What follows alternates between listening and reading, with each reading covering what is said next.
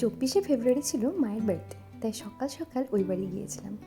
সারাদিনটা মায়ের সাথে কাটাবো বলে। মা বেশ কিছুদিন ধরে জ্বরে ভুগছিল, কিছুটা এখন সুস্থ হয়েছে, তাই মা আবার উঠে পড়ে লেগেছে নিজের সেই রান্নার কাজে। মা একটা অদ্ভুত সুন্দর ডিশ বানিয়েছিল এত শরীর খারাপের পরেও। মায়ের বানানো ব্রেড পিৎজা। চলো তোমাদের সাথে শেয়ার করি।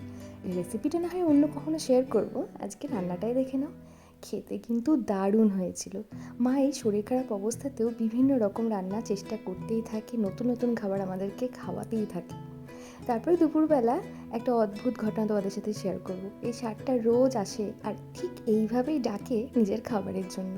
কি আশ্চর্য না? আর দুপুরবেলার মেনুতে ছিল কষা মাংস মানে মাটন, আর তার সাথে ছিল পোলাও।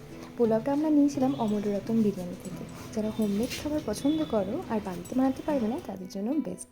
তার মধ্যে দুপুরের খাবার চিংড়ু খেয়ে নিল, আর আমরাও লাঞ্চ করে নিলাম।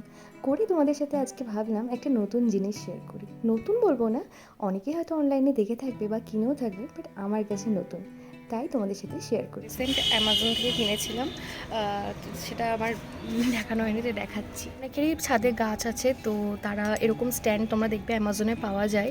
এটা কিনেছিলাম, ভীষণ ভালো। আমি দেখাচ্ছি, আমার এত বড় সিমেন্টের একটাও কিন্তু এর ওপর রাখা আছে, বর্ষাকালে যাতে ড্যাম না হয় বলে এগুলো রাখা হয়েছে।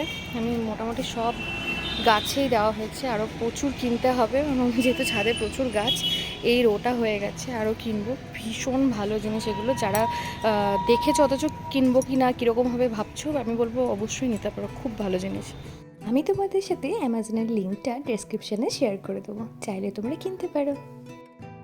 এভাবেই কাটলো আমাদের সারাটা দিন, খুব সুন্দরভাবে সবার সাথে টাইম কাটিয়ে আমরা আবার বাড়ি চলে এলাম। দেখা হবে তোমাদের সাথে নেক্সট ব্লগে। টাটা।